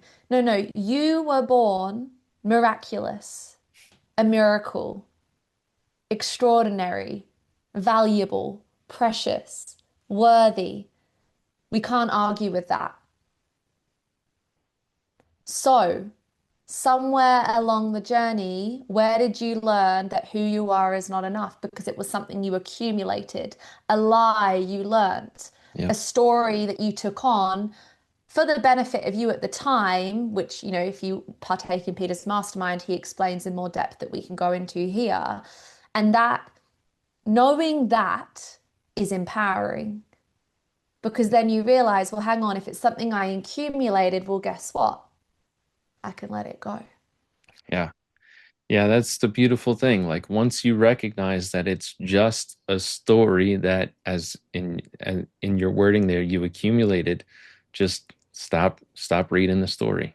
Throw the book out. Like Yeah, which is that scary and hard. And, yeah. a story sometimes can feel so true, And it right? becomes an And identity. totally. And Peter will always distinguish reality from truth. Hmm. And that's a whole nother concept, which I'm sure Yeah. you'll go into in other series. But, you know, for me, that exercise of really understanding, okay, what is the story versus what is fact here is also revolutionary in helping you no longer misidentify with the ego, misidentify with the perceiving self, misidentify with the part of you who you think you are, which is in a world of scarcity and inadequacy, which, as you say, is not true. Yeah. Yeah, it's beautiful. So I want to jump into some more reflections from your coaching sessions if we can, and then probably wrap this up in the next half hour if you're good with that. Yeah. But my son is going to need this room to go to sleep. So, but in all seriousness, there were a couple still very powerful points from the session that I wanted to talk about here. One of them being this idea of love versus acceptance. You know, Peter was talking about loving yourself towards the end of the first session there. And then you said, yeah, also acceptance is a word that comes to mind. And then Peter gave like this little distinction of love versus acceptance that I thought was really powerful, you know. And so he was talking about how love is more of an active process and acceptance is like a passive process. Um, and he got to this point of just saying like, no, you need to not just accept Lucy and where you are and what you feel and all that. You need to love Lucy Mm. now for all of you that there is, you know, for all of your bits, you know. And so I'm just wondering like how this distinction changed your relationship with yourself, and what does loving all of Lucy instead of accepting all of Mm. Lucy look like? And can you speak to that distinction of loving all of Lucy versus accepting all of Lucy? Yeah, so this is a concept that Peter actually dived into a little bit later into the mastermind of the dynamic and passive expressions of the soul and ego, which we won't touch on, but just for reference, if you would like to go and explore that further, the mastermind is for you. And for me, in simple terms, you know, if I reflect on myself, it's easy to love the parts of you that are so-called great, right? Like we all, I'm sure, have something within us that we could be like, yeah, I love that about myself. Maybe you're caring, maybe you're nurturing, maybe you're intellectual, maybe you're good at running, maybe you're a sports person, right? There's always something that we can easily love. Yet there are parts of ourselves, whether there's shame or guilt or anger or frustration, that are hard to love. And acceptance is the precursor to love, and I do believe that. Yet where Peter's distinguishing kind of point for me was don't stop at acceptance, move to love. And so for me, and I'll give a practical example, I find it hard to love myself when I'm not in a good headspace. And I all inverted brackets there because what even is that? But, you know, and that definition for me is when maybe I'm feeling heavy and sad and frustrated and angry and resistance. And because of the pressure I put on myself to be, you know, a certain way, I want to reject that part of me. And so the first step in that journey is, well, can I just accept that that's the way I feel? Can I accept that there are parts of me that A, feel angry toward that part of me, and B, feel angry, right? Can I accept that? But the real power, and that's powerful in and of itself, because then you're removing the resistance to what is. And Peter will talk about this in length in the mastermind about, you know, when we remove resistance, you know, we open ourselves up to acceptance. And acceptance is powerful because of so many reasons. But the evolution of that, if you want to take that to the next stage and step into being the powerful being that you are, you know, it's stepping into loving all of you, loving those parts of you I just described. And then the shift between acceptance and love, from my understanding, is then you're choosing, right? Acceptance can still feel passive because it's like almost I'm resigning, or it's a resignation. No, no. Can we choose to love? Can we choose to embrace? Can we choose to bring in? And then if I'm choosing that, well, now can I appreciate it? Can I love it? That is still a journey for me, if I am totally frank. I went on a retreat to not Amsterdam, India. Very different. Don't know why Amsterdam popped into my head. To India, and it was like Very, a very, spirit, very different types of retreats. very different. Yeah. To India, and it was a spiritual retreat, and I found it really challenging because all of these feelings of inadequacy arose again. So this is post module one. And I was having so much resistance because I thought I was going to this retreat to, expand and to, awaken, enlightenment, which is a ridiculous expectation to put on myself. And I remember the beautiful lady who was holding and facilitating the retreat said, "Well, can you just hug yourself right now? Like that's what that part of you is wanting." And I felt sick to my stomach. Like the resistance I felt to that part of me was like terrifying and awful and hard. And like I just said, I can't hug that part of me. And so, as long as we have that separation within ourselves, we are in a suffering. And whilst acceptance starts to remove that resistance, it's not full integration. And so for me, that's where Peter's invitation to me is still an invitation, and I'm still exploring, and it's a process. And there's days where I can hold and I can love and I can choose those parts of me. And there are days where I still find it difficult. But I know that when I do choose, when I do love, when I do embrace, I soften, the resistance lessens. And I always remind myself, just because of the work that I'm in, that like, until the day that I fully embrace, like it's also going to be hard for my clients too. I'm a really big believer in the depth you go within yourself is the depth your clients can go. And so, I can't preach, love all parts of you until I get there. And it's a journey and progressed and I'm getting there and I'm getting more comfortable with loving that part of me. And I think the thing that's helped me is just like I do with my clients, just like I do with my friends, just like I do with my family, when they're sad, when they're upset, when they're hurt, what do? I love them. And far out, sometimes I love them even more. And so, can I gift that to myself? And I think that's an invitation we all do. And, PC will say, love includes loving you. Yeah. Yeah, when you were saying before about like separation and how Mm, separation is the first moment where we lose perfection, this is something that I reflected on a lot. And I just thought about like if there's only one thing, well, that one thing is perfect then by default, right? If you have one of a thing and there's nothing else to compare it to, well, then that's mm, the perfect thing. It's the only thing, right?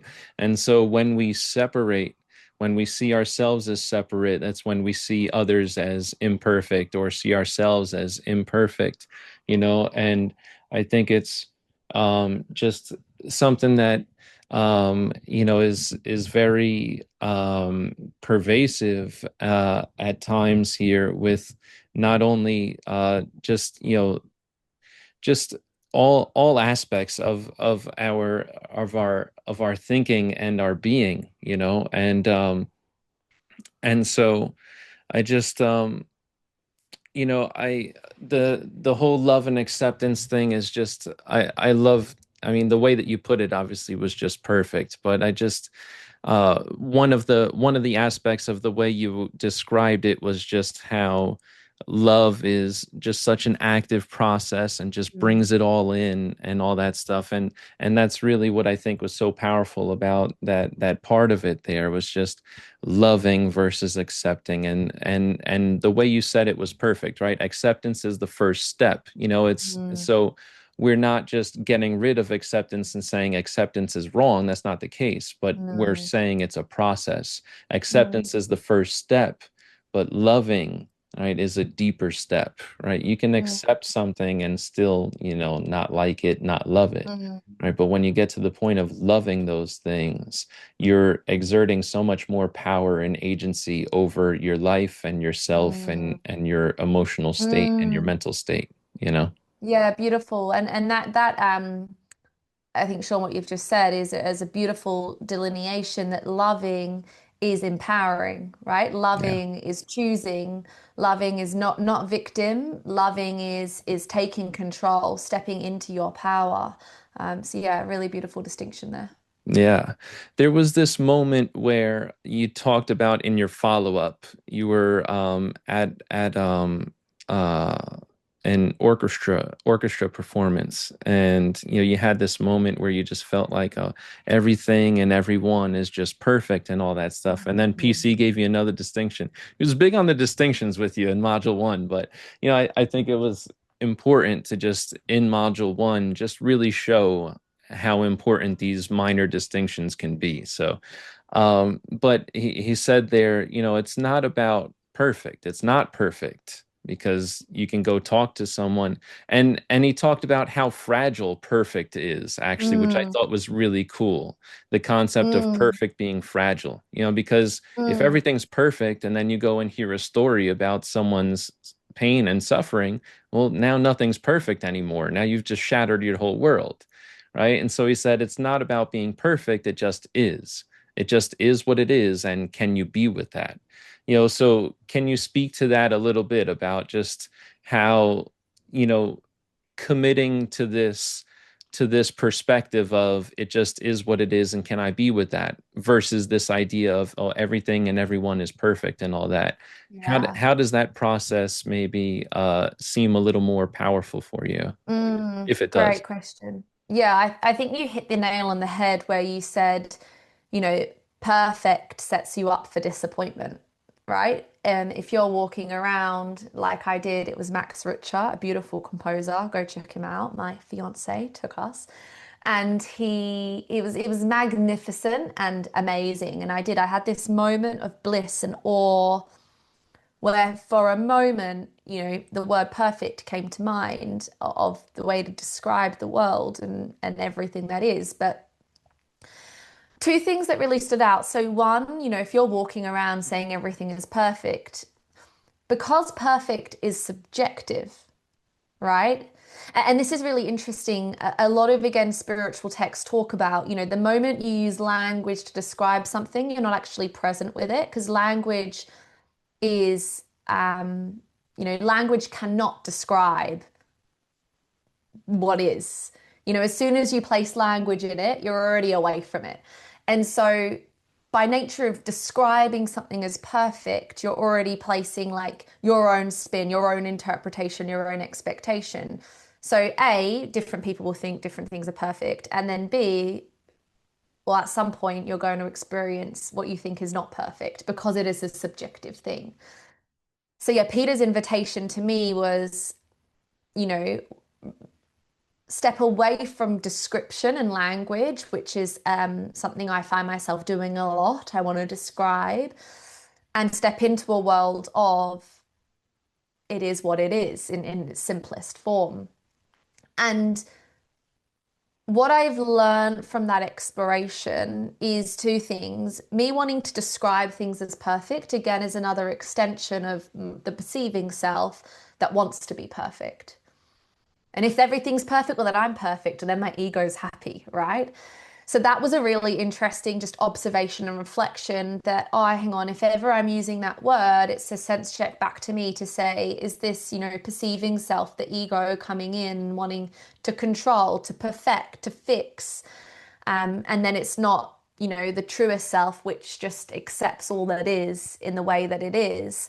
And so when we shift into this understanding that it is the way it is and it can't be any different because it's not, there's no resistance to life, there's no separation to life. And even amongst the hardship of is being experienced, if we can just be with it, can sit with it, can accept it, can choose it, that again, that's a really empowering place to be without stepping into this slippery slope of it's all amazing and it's all a gift. Because by virtue of life and knowing that to be human is to suffer, there are going to be things where circumstances will come that will reveal where we're not yet free. And of course, that's not going to feel perfect.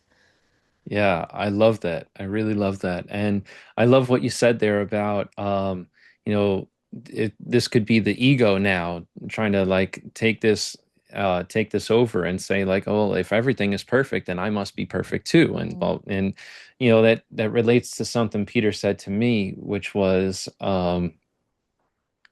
the ego can hold on to new insights to hide the deeper hurt that's underneath, you know? And so I think that's a beautiful reflection there with the way that you looked at the way that, some people might see that word perfect, maybe mm, it's the ego holding on to new insights. Well, everything is perfect, everything is great, mm, everything's the way it's supposed to be, you know? And now mapping that onto the ego itself. Okay, well then if everything's mm, perfect, then I must be too, So mm, the mm. ego holding on to new insights to hide the deeper hurt. Well, now if you're perfect, because everything's perfect, well now you don't have to figure out all that other deeper shit there. You know? So I love that. That's a really great reflection. So Mm, yeah, I thought that was a really powerful moment there. And just a really great place to get to with the follow up there, and I thought it was really cool that he was so open to giving you these distinctions the whole time because I think that he saw in you like someone that was driven, that was there because they were passionate and because they cared and that they were looking to be of greater service to people, and so I think that that was part of the approach in the conversations too. He didn't want to mm. just let anything go and just let you go with that whole everything's perfect, everyone's perfect. I think he really wanted to give you those distinctions so you could really get to that deeper meaning. He Yeah, said that to me as well. I want you to really get to that deeper level of discernment with this work. And I think that's one of the beautiful things about Peter. He sees that and he really wants to get people to that deepest level of freedom. You know what I mean? Because totally. when you felt that everything's perfect, everyone is perfect, you were crying and stuff is a beautiful Hmm. moment.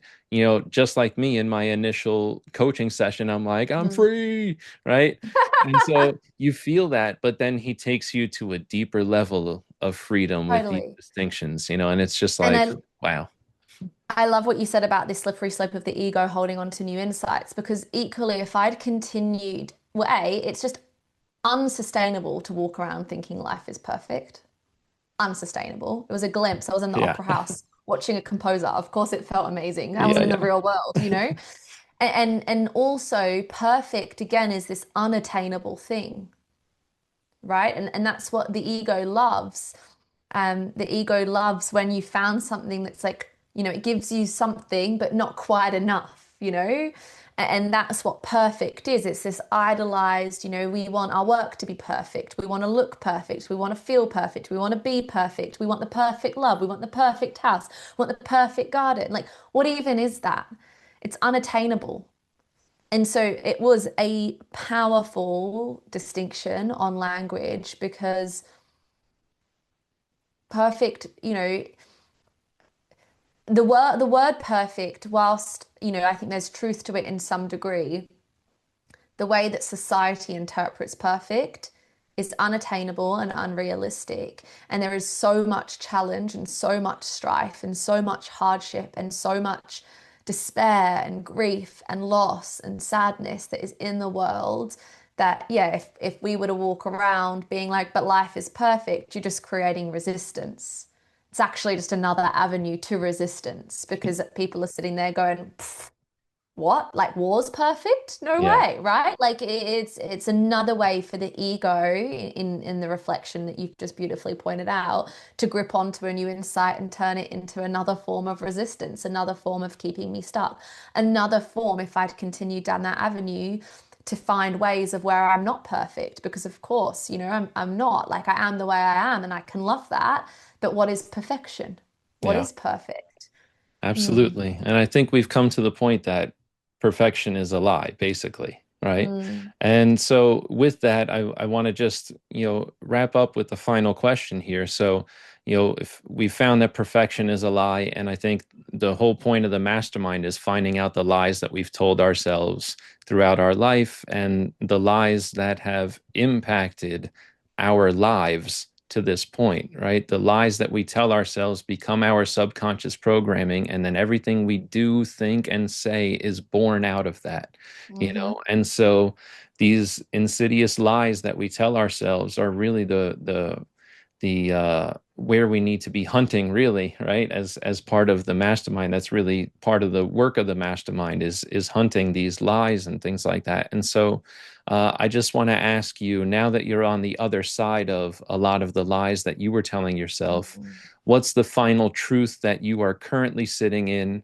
What is your major and final takeaway from the mastermind to leave everybody with, especially anybody considering the mastermind? mm.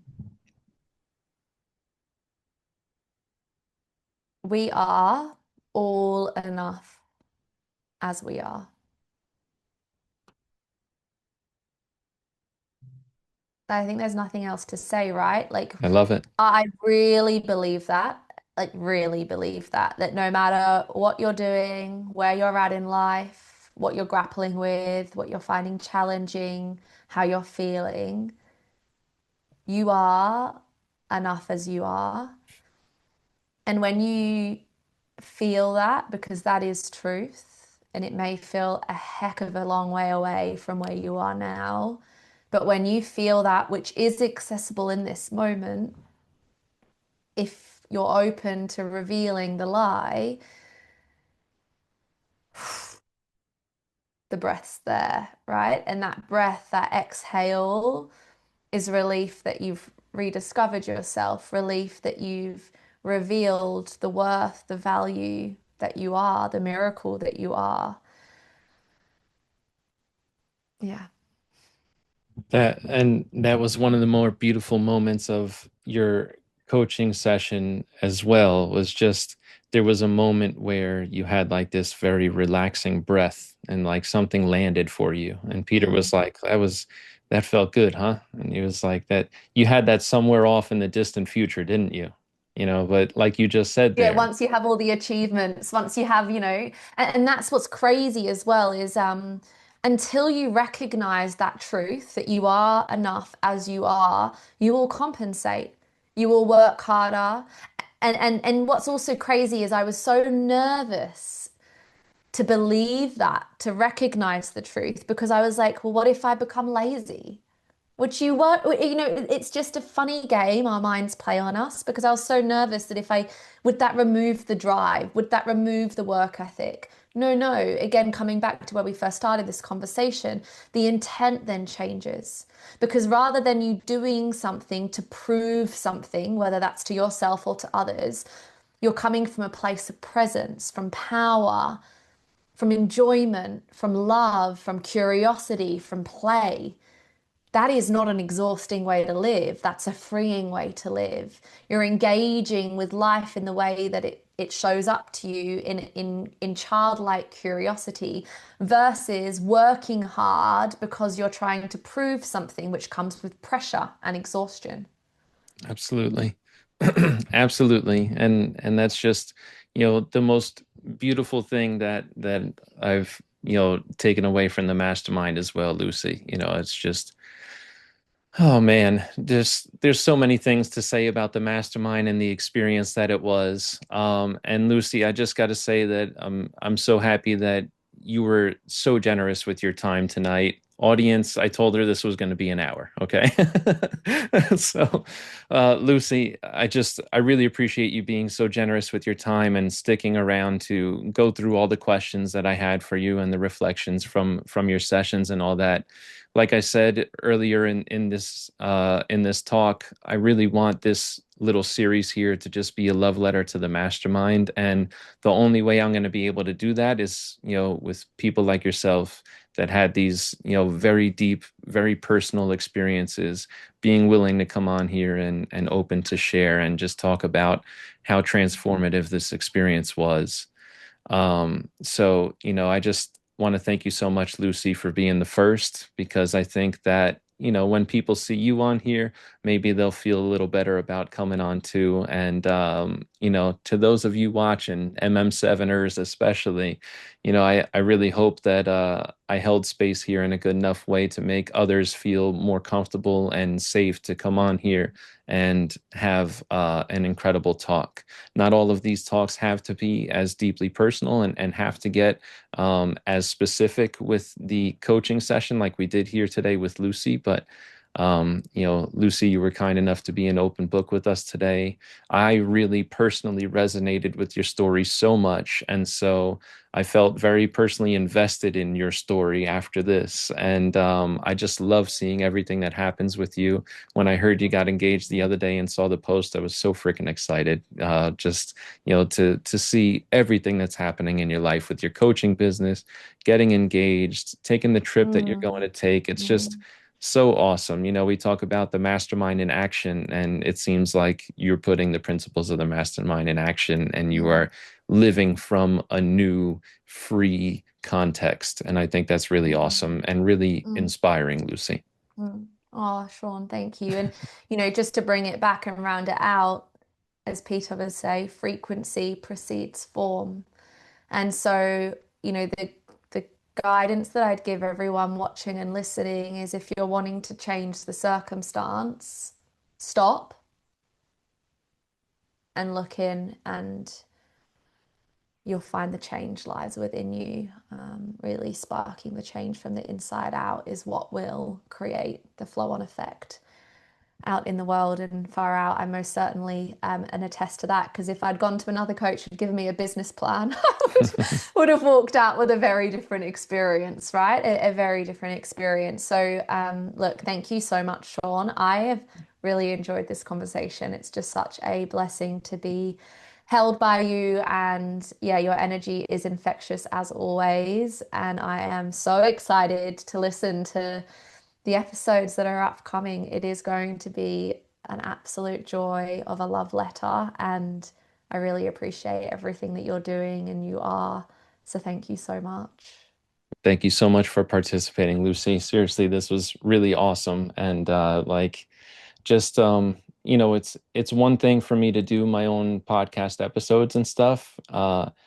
I was more nervous for this than my podcast episodes, and I think it's because of how much the mastermind and Peter Crone's work and Peter Crone himself and the team mean to me, and so, and also just like, can I hold space for community members in a way that is, deserving of this space in general, Mm. so And it what's the was a answer to that, Sean? I hope it's yes. I think the Yes, it is. real answer is I don't know, but I think the people at home, hopefully the answer is yes. So Well, I can certainly say yes. well, thank you very much, Lucy. Seriously, this was incredible. Thank you so much for this talk, Lucy. Thank you, Sean. Really appreciate your time. Well, guys, that concludes the first episode of Mastered Minds. I think that was just an amazing talk with Lucy. I think she has obviously done so much reflection since her coaching session in Module 1 and her follow up in Module 2, all the way back in February. And it's just really incredible to see the insights that she's taken from her coaching and from watching the coaching of others throughout this mastermind container. And so I think that was just a very valuable talk. I think it's a beautiful review and preview, right? It's a beautiful review of what the experience of the mastermind number 7 was like for us, and it's a beautiful preview for for anybody that's looking at the mastermind as a possibility and maybe considering the mastermind, it's an incredible preview of the type of impact and lessons and wisdom that you can find in the mastermind container. And so, as I've said several times through this episode, I'm really excited about this series that I'm doing here because this is a true love letter to Peter Crone and the Mastermind. This series means so much to me because the Mastermind was the most impactful and most profound experience of my life. And so it means so much to me to talk about the mastermind, to share the experience of the mastermind, and to hopefully add a little something to the conversation around the mastermind. So I really hope that if you're considering the mastermind, I hope this conversation has helped push you in that direction. For any of you that are just looking to learn more about what we've talked about here today, looking for freedom, looking to reduce the amount of suffering you experience in your life, then I would implore you to go check out the work of Peter Crone. You can find his website, petercrone.com. You can find him on Instagram at Peter Crone. You can find him on YouTube as Peter Crone. He also has two membership programs. Obviously, the one we're talking about here is the Mastermind. This is the 3-month container where you'll have 8 modules. That's 8 different Zoom sessions where Peter goes through theory and concepts. And then in the second half of the Zoom session, goes through actual one-on-one coaching with people there in the Mastermind container. And so it's really the most incredible container, the most incredible experience, and I've found the most incredible community to be a part of as a result of the Mastermind experience. His other membership is the Freedom membership that you can also find on his website. This is his most incredibly affordable membership, in my opinion, $29 a month, and you get access to so much Peter Crone material, short videos, long videos, live events, Peter just talking on the webcam. There's so much there. And there's also the Freedom community that you get to be a part of and chat in and post on and all those things with weekly Freedom Zoom calls where you get to hop on Zoom calls with the Freedom Guides who are just the most incredible people, the most heartfelt, heart-led people that you'll ever find, the most compassionate people, and knowledgeable when it comes to this work for Peter Crone. And so there's so many ways to get into the work of Peter Crone. I, of course, highly recommend the Mastermind as the silver bullet. All right, I've said this in my Mastermind testimonial on my Instagram page at New Eyes Podcast. I said, I want you to think of freedom as a trip to the amusement park. Right. And so Peter is your ticket to the park. The rides are freedom, and the mastermind is your lightning pass, right? The pass that gets you right to the front of the line to ride that ride quicker than anything else. And so the mastermind program is just going to be the most incredible thing you ever do if you decide to do it. The best investment you'll ever make, right? And the best experience you'll ever have, the most impactful thing you will ever do for your life and your mind. And so with that being said, I'll wrap up episode 1 right here. I'm really hoping to do this over the next couple of weeks. As I said when I talked to Lucy, the next mastermind starts on August 16th, so that gives me 9 weeks till the beginning of the next mastermind. We had 8 modules here in Mastermind 7, and I'd like to do a video on each of them in this rollout towards the beginning of the mastermind there. Again, I'll make it clear one more time that I am not officially I have no official relationship or no affiliation to Peter Crone or the team or his mastermind program or his freedom membership or any of those things. I'm just a part of all of them and I love all of them. So that's all there is to it. So, anyway, guys, as always, thank you so much for being here through and sticking through another episode. I hope that this talk brought you some value. If you feel like we talked about some things that made you think differently about your life or made you look differently at your life, if we brought up some things that you would consider making changes in your life, then please consider leaving a like and hitting that subscribe button and hitting that bell icon so you never miss another video.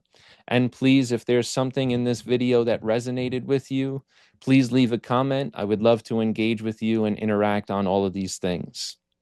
All right, guys, can't wait for another episode soon. Can't wait to just keep looking at life and sharing with you what I see through these new eyes. Talk soon, guys.